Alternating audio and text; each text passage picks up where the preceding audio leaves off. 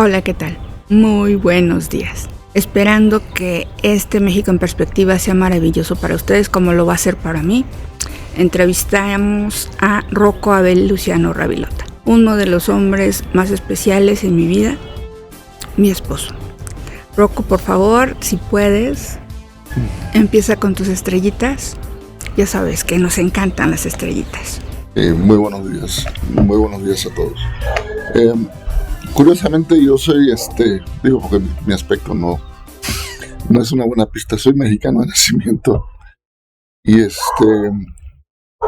pero buena parte de mi juventud, digamos, entre prácticamente poco después de nacer hasta ya digamos la juventud laboral, viví fuera de México. Primero en Canadá, mi familia y yo migramos de México a Canadá y de ahí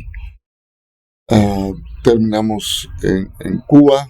Yo ahí tuve el inmenso privilegio de poder estudiar una buena parte de mi primaria, una parte de toda mi secundaria. Hice como carrera técnica en artes plásticas, pintura, dibujo y grabado en la Escuela Nacional de Artes Plásticas en La Habana y luego física en la Universidad de La Habana. Entonces regresé a México terminando y empecé, digamos, a involucrarme en aspectos relacionados con la tecnología de la información, ¿no? Y específicamente empecé trabajando por una empresa que ya como empresa ya no existe, forma parte de otra organización, como programador, y después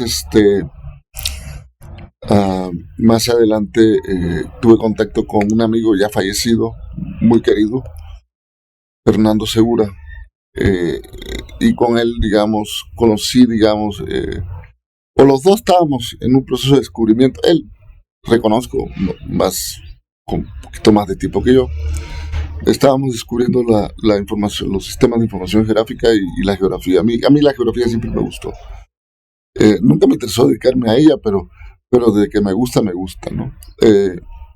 Y digamos que de ahí empecé a dedicarme a la geografía informatizada, ¿no? Trabajé en una empresa de aerofotogrametría, conocí los procesos fotogramétricos, después me fui a trabajar en temas de catastro, aunque empecé en esa misma empresa, temas de informática y catastro, muy primitivo, muy incipiente, y después poco a poco fui, digamos, involucrándome más, digamos, hundiéndome en la tecnología de la información gráfica, en los sistemas de información gráfica, porque una vez que te sumerges ahí difícilmente te puedes desmarcar, ¿no? Y más en aquella época, que era una época que estaba evolucionando muy rápidamente las cosas, ¿no? Entonces era muy apasionante. Y de ahí hasta que trabajé en una empresa que se llamaba Intergraph, que ahora después se convirtió en Hexagon y ahora Octave, ya hace muy poquito, me acabo de enterar hace unos días apenas. Y después terminé en el gobierno de la ciudad. Y ahí fue donde te conocí, digo, cuando estábamos, yo primero en Oficial Mayor, después en la Secretaría de Desarrollo Urbano y Vivienda con Roberto Evenchu, gran amigo también ya fallecido, al que extrañamos todos, yo en lo particular mucho. Y ahí fue donde, ahora sí que tú y yo nos conocimos, ¿no? Bueno, pues entonces yo creo que la pregunta de qué te inspiró a dedicar tu vida a la gestión territorial queda como que muy clara. Y pasamos a la pregunta de ¿cómo explicarías en palabras sencillas qué es el catastro y por qué afecta la vida diaria de las personas? Bueno, mira, te voy a contestar la pregunta que no existe primero. ¿Y por qué me dediqué al tema de catastro? Y digamos, la gestión territorial, ¿no? O de la información territorial, porque más que la gestión territorial, la gestión de la información territorial. Y de ahí, de alguna manera, voy a derivar en la siguiente, porque tiene sentido una con la otra, tan como enlazadas en la manera en que yo lo viví. Yo cuando empecé conocí a Fernando Segura. Fernando era arquitecto de formación.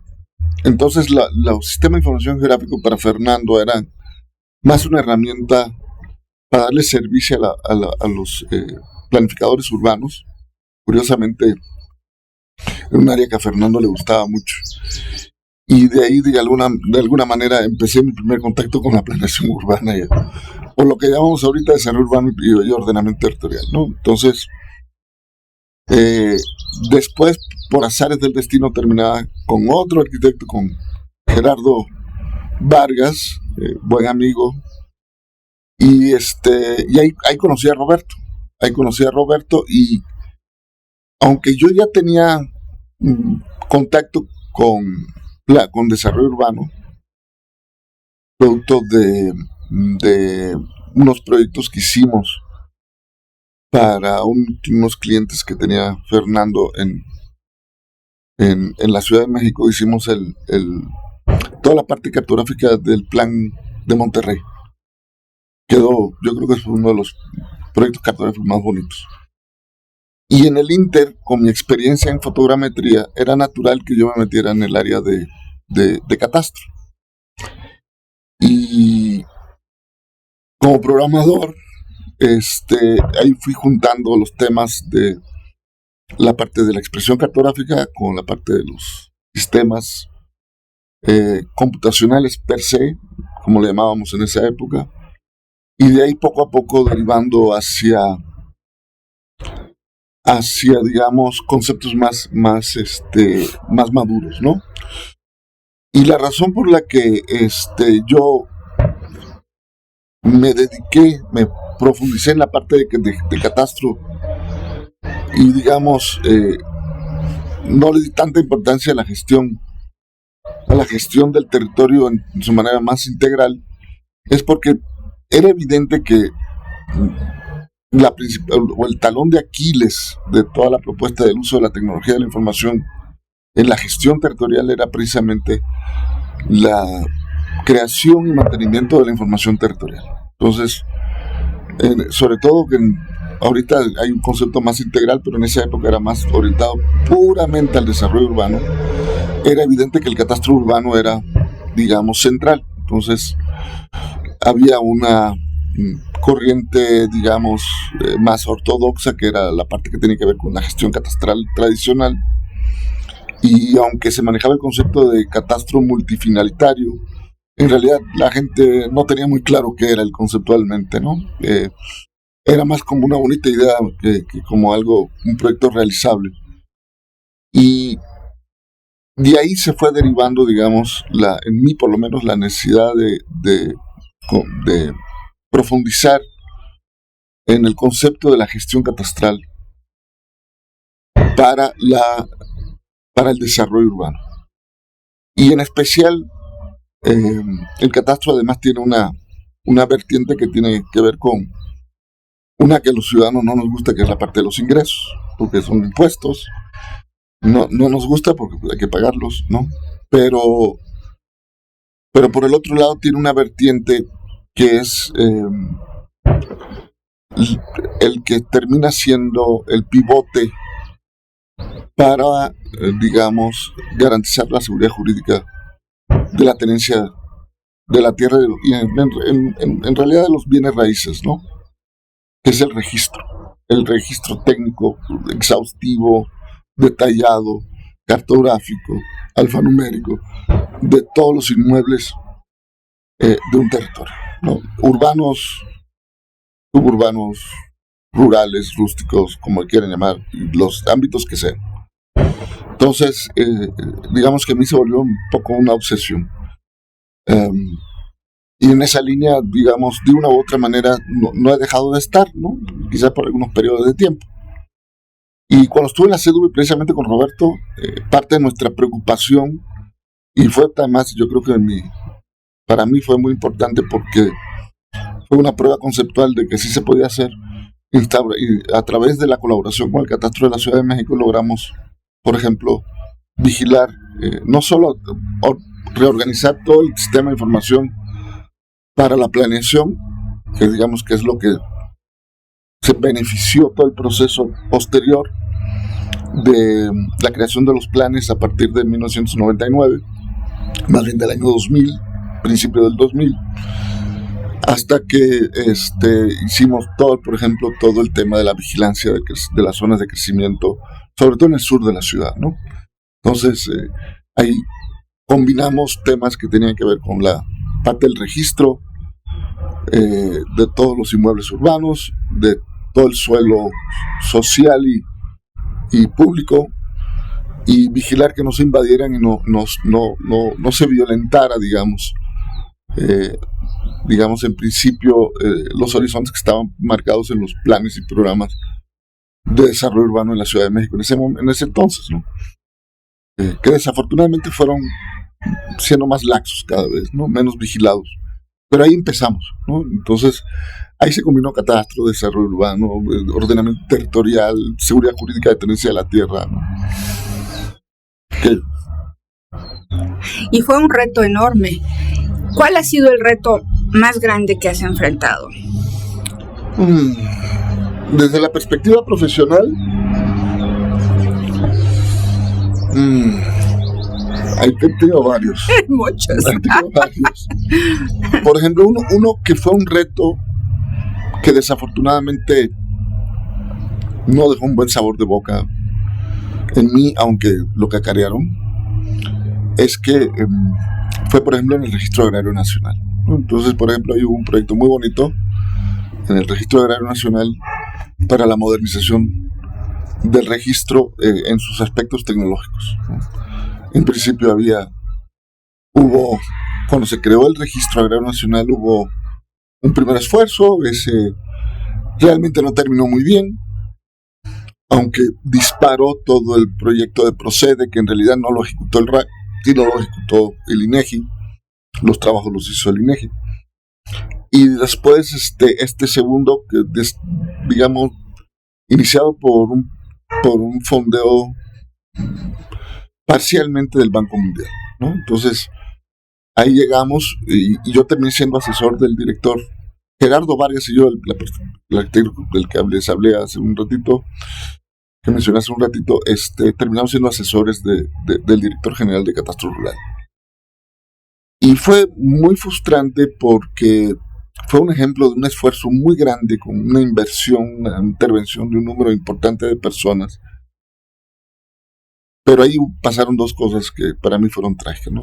Primero, el Catastro Rural, la Dirección General de Catastro Rural no controló el proyecto, no tuvo la oportunidad, no se lo dieron a él, a Arnaldo, el control, y Arnaldo el control. Y segundo,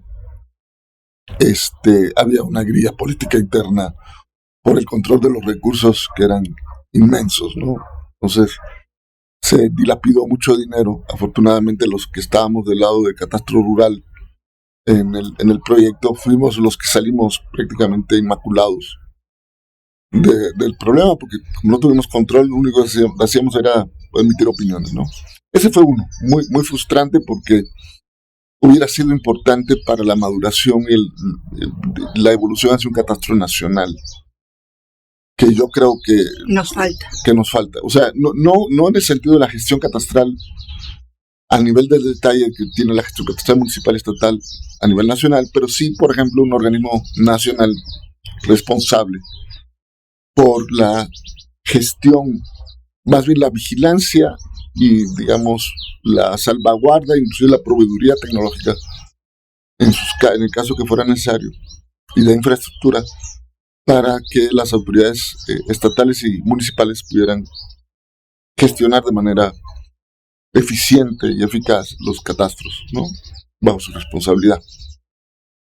Y ahí se frustró ese intento, porque por más que se trató, no se pudo. Y la otra gran frustración, por ejemplo, es cuando por ahí entre el 2013 y 2018, tratamos de impulsar el concepto de los sistemas de gestión, de los sistemas integrales de gestión catastral, ¿no? Fue muy frustrante porque simplemente no había interés por implementar gestiones que llevaran el control, digamos, completo de los procesos catastrales, ¿no? Entonces, eso fue muy, muy frustrante. A la fecha, no es que no haya soluciones competentes, simplemente no hay. Ese concepto nunca terminó por implementarse correctamente. Se implementó un sistema. En Tamaulipas lo tuvo funcionando durante muchos años, pero por alguna extraña razón, aún siendo gestionada por la Universidad Autónoma de Tamaulipas, terminó desmantelándose poco a poco. Entonces, son dos grandes frustraciones profesionales, la verdad. Esos dos proyectos son los que me traen cierto dolor, ¿no? Oye, pero fíjate que la gran mayoría de la gente no sabe en qué le beneficiaría la tecnología dentro del ordenamiento y la gestión territorial. Tú ahorita nos acabas de dar 2 ejemplos interesantes porque son frustrantes porque no se concretaron, sin embargo era un beneficio. Amplía un poco más el beneficio de que la tecnología entre, de que en realidad los padrones territoriales existan, de que un plan o un programa urbano pueda verse y desmenuzarse desde el internet, así como ahorita la inteligencia artificial que te diga uso de suelo, a lo mejor no equipamientos, escuelas, qué tiene cerca, esa parte que lo está haciendo Google. Google está supliendo eso. Sin embargo, en planes y programas debería de existir algún tipo de mención sobre esos temas tan importantes. ¿Tú cuál sería el beneficio tecnológico en la parte territorial? Bueno, mira, más que beneficio tecnológico sería el beneficio a la gente, ¿no? Porque al final del día, el uso de la tecnología, la que sea, tiene sentido en la medida en que beneficia a las personas, ¿no? Claro. Si no logramos que así sea, pues no tiene mucho sentido, incluyendo la inteligencia artificial, ¿no? O sea, nuestra peor pesadilla puede ser el escenario de Terminator, ¿no? Entonces, no queremos el escenario de Terminator. No creo que suceda. Yo tampoco, pero yo no estoy tan seguro que no haya nadie en el mundo que piense que eso sea malo, ¿no? Por ahí yo sospecho que haya más de uno que sus instintos psicopáticos y sociopáticos estén, ¿cómo se llama? Digamos, muy estimulados por esa idea. Eso es por un lado. Por el otro, yo creo que también hay una contradicción que se está produciendo en el mundo de la aplicación de la tecnología. Tenemos acceso a cientos de miles de aplicaciones, porque cuéntese la tienda de Apple o inclusive a la de Android, la de Google, pues cada uno tiene probablemente más de 1 millón de aplicaciones registradas, ¿no? Que tú puedes bajar. Y el problema es que eso ha hecho creer a los funcionarios e inclusive a los dueños de las empresas que resolver problemas a través de la tecnología son hacer apps, ¿no? O sea, vamos a hacer una apps y con eso ya lo resolvemos. Y voy inclusive al extremo de que ya tenemos, por ejemplo, fintechs que funcionan a base de apps que en realidad tienen todas las carencias del mundo. Están en el fondo son muy frágiles, ¿no? Cuando por el otro lado tienes otras áreas del mismo negocio financiero que tienen un nivel de madurez y fueron construidos durante décadas, ¿no? Entonces tienen otra perspectiva. Si digamos las aplicaciones son como la cara al público, pero atrás está ocurriendo todo.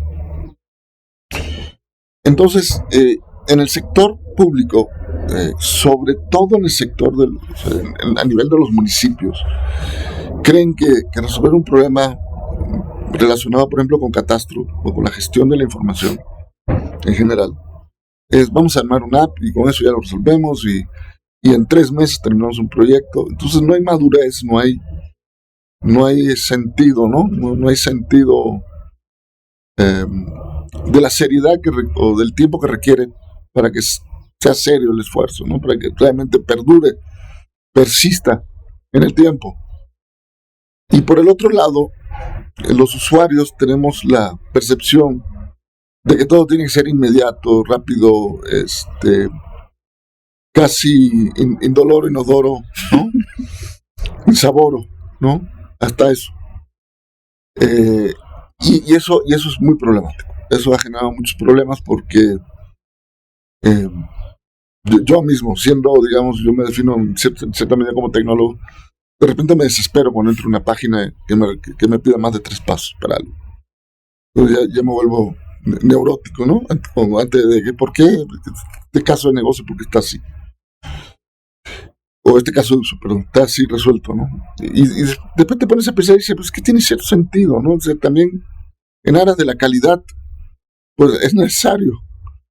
O si no, pues sacrificas otras cosas, ¿no? Entonces, no, nos han acostumbrado mal en ese sentido. Yo creo que está fuera de balance. Y por el otro lado, tenemos una cultura impuesta desde hace algunos años de que la tecnología es como barata, es la parte más barata.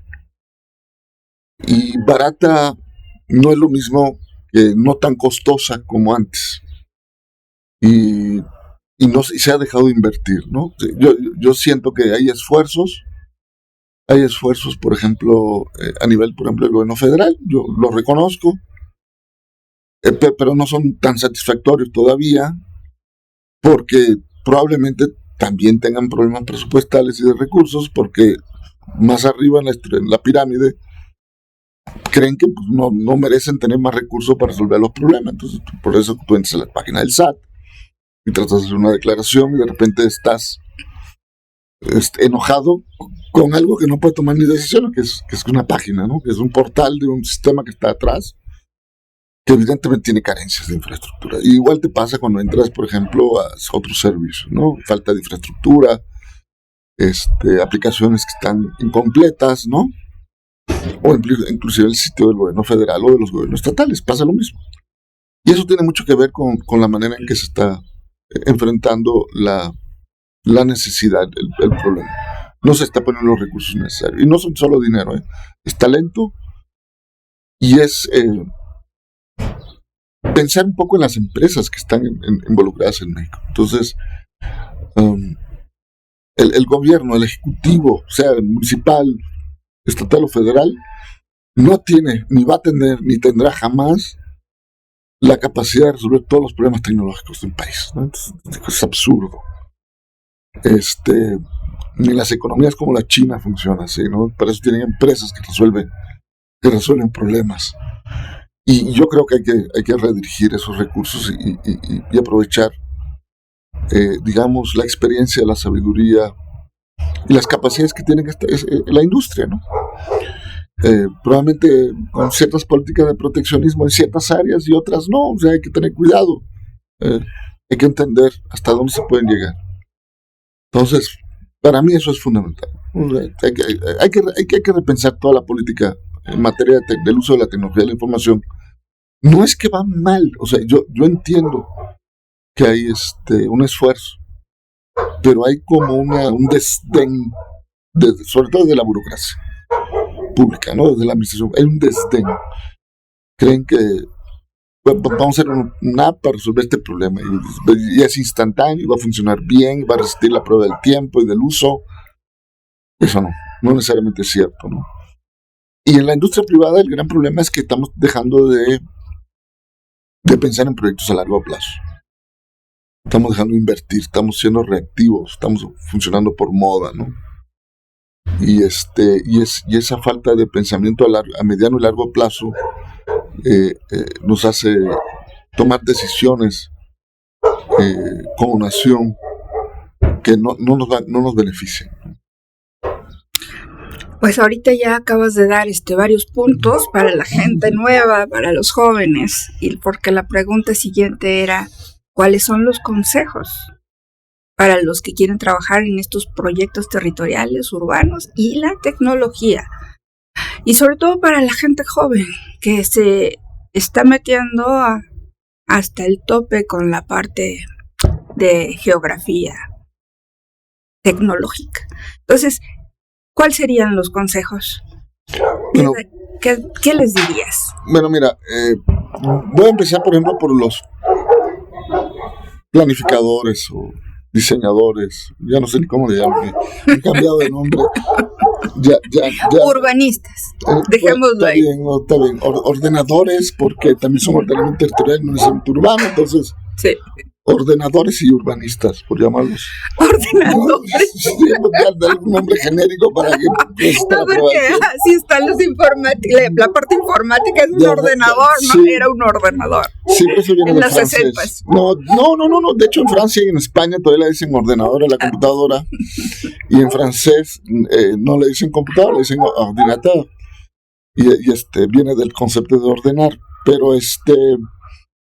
Pero aquí en México le podemos decir con toda la calma que el ordenamiento no tiene que ver con el cómputo. Para aquellos que estén en España, pues piensen que para México ordenar es organizar, y cómputo es cómputo, y lo que ustedes llaman ordenador, aquí es una computadora, en América, en general, todo el continente. Entonces, mira, a los urbanistas, planificadores y especialistas en ordenamiento territorial, para que no se me ofendan, yo les daría el consejo que entiendan un poco lo que es la información geográfica.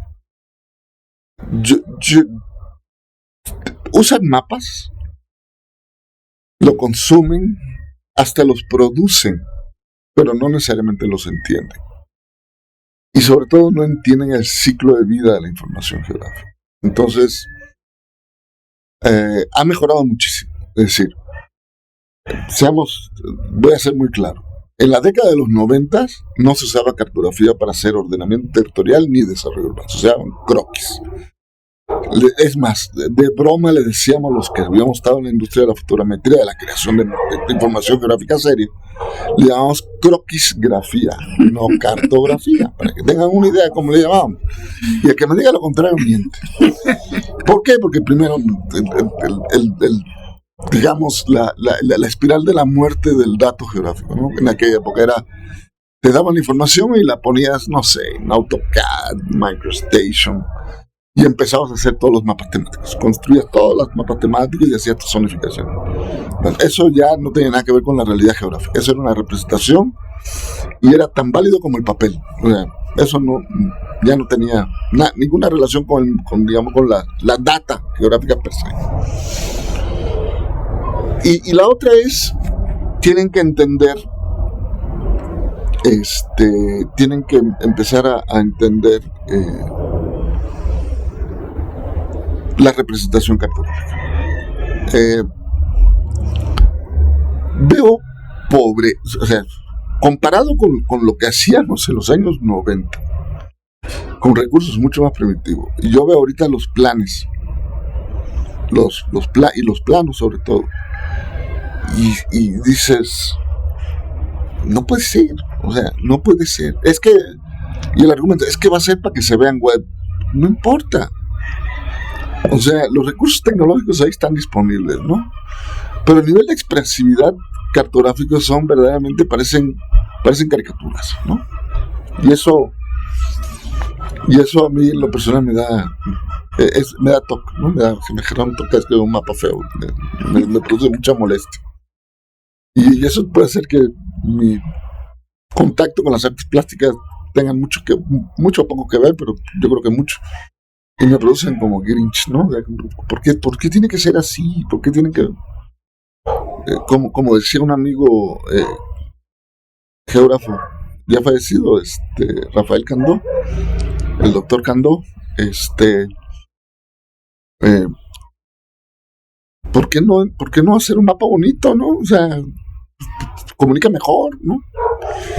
¿Por qué de repente ves un mapa publicado de zonificación y el abuso de la cromática, donde de repente dices, no sé si es un cuerpo de agua o es un área industrial, ya no entendí, ¿no?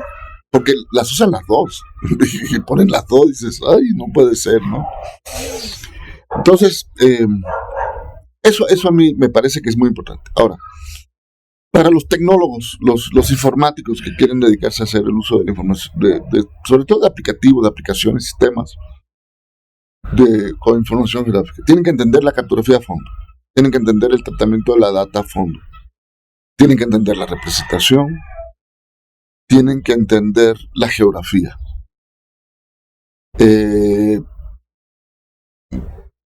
Yo siempre dije que era más fácil enseñarle geografía a un informático que informática a un geógrafo. Yo ya no estoy tan convencido. Ya con las herramientas de hoy en día, yo diría que probablemente es más fácil enseñarle informática a un geógrafo que geografía a un informático. A ese nivel estoy a punto de cambiar mi opinión. Porque realmente hoy en día puedes resolver muchos problemas sin tocar una línea de código, ¿no? Quizás no lo hagas desde el punto de vista informático de la manera más eficiente, pero puedes resolver la mayor parte de ellos, ¿no? Y ese es por un lado. Y por el otro, hay que los que se dedican, por ejemplo, a la ciencia de datos y a la ingeniería de datos y a la ciencia de datos en ese orden, y de repente se encuentran con información de naturaleza espacial o geográfica, espacial del espacio geográfico. Bueno, aunque en realidad los sistemas de información geográfica se podrían usar en Marte o en la Luna, no hay que cambiar son los parámetros del planeta, de su modelo geométrico. Pero fuera de eso, el concepto es el mismo. La verdad es que para aquellos que están ahí, por favor entiendan la información gráfica, entiendan la naturaleza de sus datos, porque su tratamiento es muy diferente, muy diferente. A diferencia de los datos que obtienes de una red social o de un sistema transaccional tradicional, la información gráfica son datos que aún con la tecnología de hoy en día son de órdenes de magnitud más costosos de obtener. Y son órdenes de magnitud más delicados, más sensibles a los cambios. Tienen que entender para qué lo van a usar, qué transformaciones se les realiza, ¿no? Entonces, para aquellos que estén en ese ámbito, yo diría que esos, digamos, son los retos que tienen. Y para los usuarios, yo creo que tenemos que ser más exigentes. Tenemos que exigir que se vean mejor que estén más disponibles en la vida diaria la representación geográfica. Más actualizada, ¿no? Y ya para ir cerrando un poquito, ¿tú cómo ves el futuro de las ciudades mexicanas ahora con esta globalización nueva? ¿Qué ves? Ahorita está de moda hacer las modificaciones del TEMEC, no está de moda, sino llegó su tiempo de término y están haciendo modificaciones. En realidad, la parte industrial nos hace falta mucho. No podemos, ese es el tema, ¿no? Como no hay un padrón territorial, no podemos saber dónde están básicamente los hitos económicos industriales donde están generando, pues, empleo. Por lo tanto, empiezan a tener crecimiento las ciudades y empiezan a tener más importancia territorial las zonas urbanas. ¿Tú cómo ves las ciudades en un futuro cercano? Quizás del 2030, como está Habitat haciendo sus estudios, sus análisis. Que ahorita ya los cambiaron al 40 y al 50, pero al 2030, ¿tú cómo lo ves? Bueno, primero yo creo que todos los escenarios previstos, todos se cayeron. No se estuvo ni uno. Y era, en cierto sentido, era previsible, ¿no? No tiene mucho que ver la realidad con la ficción que nos estamos fabricando de escenario. Voy a hablar en especial de la situación en México, ¿no? Porque realmente, quizás la gran mayoría de América Latina o Iberoamérica, me gusta más ese término.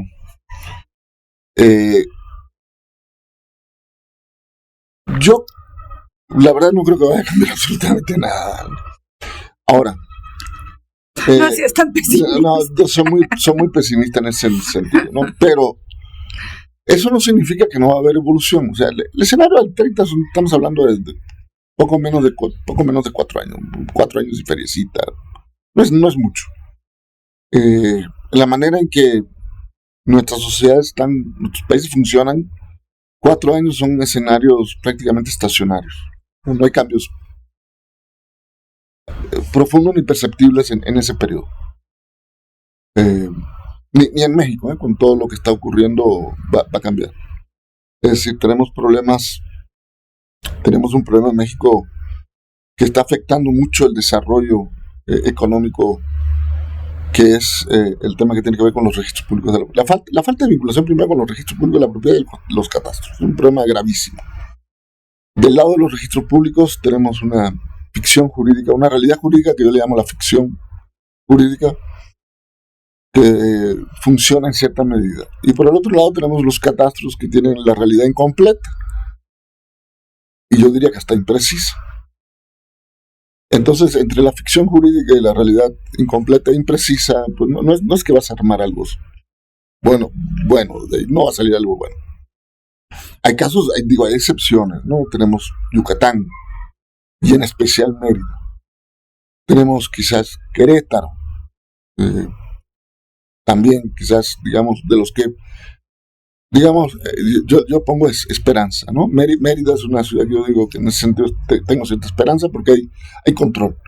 No significa que no haya absurdos ocurriendo en Mérida. Ni digo que en Querétaro tampoco ocurran, ¿no? Yo no vivo ni ahí, ni en uno ni en otro lugar, pero al menos desde la perspectiva de la gestión, el control, digamos, de la gestión, yo creo que son casos, digamos, relativamente exitosos. Probablemente no tan crítico algunos municipios de la zona metropolitana de Guadalajara y quizás Monterrey. Ahora, ¿por qué la Ciudad de México, por ejemplo, yo no la pongo en la lista de los primeros? Porque la Ciudad de México tiene un catastro, por ejemplo, que es relativamente exitoso en materia de registro y recaudación. Es proporcionalmente, yo creo que es el segundo más exitoso después de la ciudad de Querétaro, guardando proporciones, sin duda, ¿no? En materia relativa. Pero ahí van. Un año es uno, un año es el otro, pero por ahí más o menos van. Pero esa es la única función que tiene. No tiene otra función. Y no permea hacia... Yo no veo que haya consecuencias positivas hacia la gestión urbana. O sea, sinceramente no lo veo. No me queda claro. No veo nada que lo demuestre. Y sobre todo no veo ningún esfuerzo por vincularlo a un registro público que quizás es uno de los menos peores en todo el país, ¿no? En términos de que desde el punto tecnológico es competente, desde el punto de vista del universo registral es quizás de los más completos y digamos más modernos, y junto con el Estado de México, que yo creo que en ese sentido también va en la misma dirección, y quizás otra entidad, Yucatán sin duda, yo creo que es mejor aún que los dos primeros, pero no hay visión, ¿no? No hay visión, por ejemplo, en la Ciudad de México para lograr completar el ciclo de la seguridad jurídica, ¿no? Por un lado. Y por el otro tampoco el del desarrollo, ¿no? También mencionaste por ahí el tema de los problemas que trae digamos, el subregistro territorial con respecto al desarrollo económico. DENUE es un registro bastante completo que hace el INEGI. Y por cierto, lo hace en el marco del primero del Tratado de Libre Comercio y después del TEMEC. Para eso se hizo. Y se hace y se clasifica pensando en la realidad más de Estados Unidos y Canadá que la mexicana. La manera que está clasificado. Los sectores, en mi opinión, están... les falta detalle. No está mal, es bastante completo. El INEGI le mete mucho dinero ahí es lo mejorcito que tenemos. Sí. O lo mejor. Pero eso debería estar complementado con información territorial, del inventario territorial, que también nos permite hacer proyecciones, planeación, no solo urbana, porque cuando pensamos en desarrollo urbano, todo el mundo piensa en las zonas habitacionales y de comercio. Todo el mundo.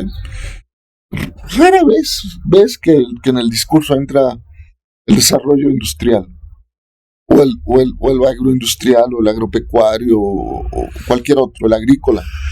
No están, ¿no? Aunque ya, por ejemplo, tienes zonas de contacto donde prácticamente tienes la industria en el ámbito urbano, o tienes hasta la agroindustria en el ámbito urbano, y tienes inclusive agricultura, ¿no?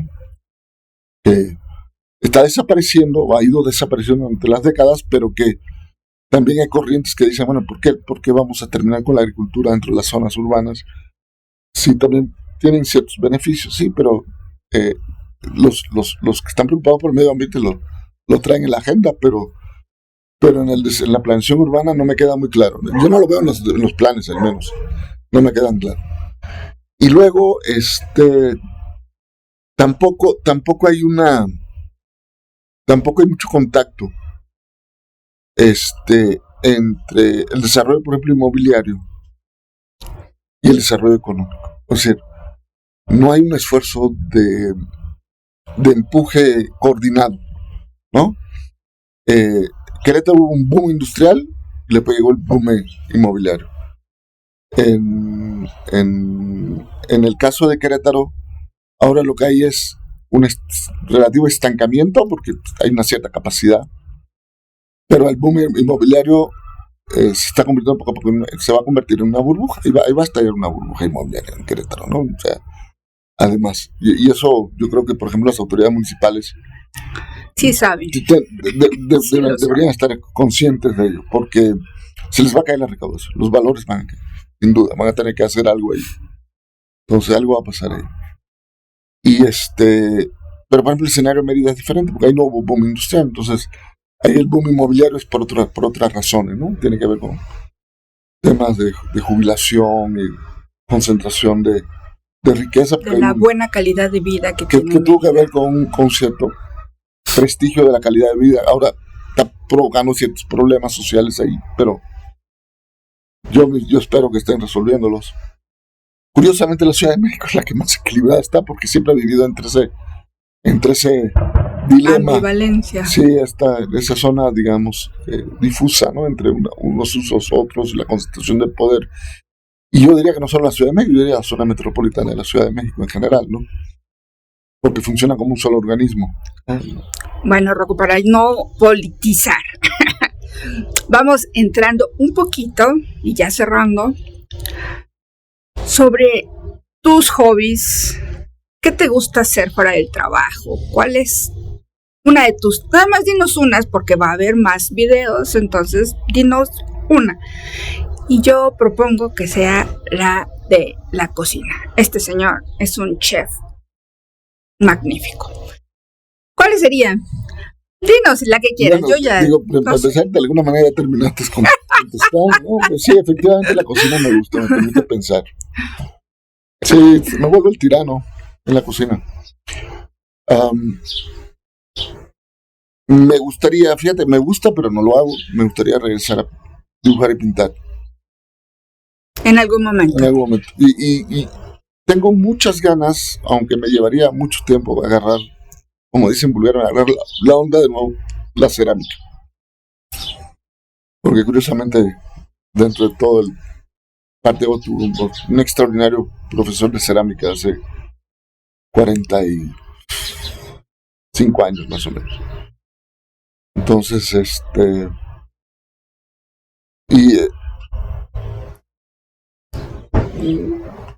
curiosamente me gusta programar, me relaja, de repente hago código porque me relaja, tengo proyectitos por ahí de informática, me gusta. Y si inmiscuye en ese mundo y no escucha ni ve a nadie, o sea que le encanta.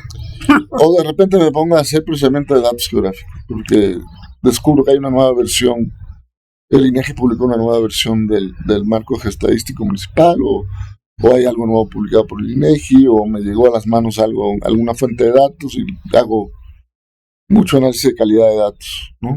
Y, por cierto, a los del INEGI, felicidades, en el tiempo han mejorado mucho su calidad, lo reconozco. Básicamente, digo, hay otras, ¿no? Porque yo soy muy ermitaño, soy muy de quedarme en casa. Mi esposa, por lo contrario, es salir por ahí a trabajar. No, y a pasear también, pero yo soy más ermitaño, no soy más de casa.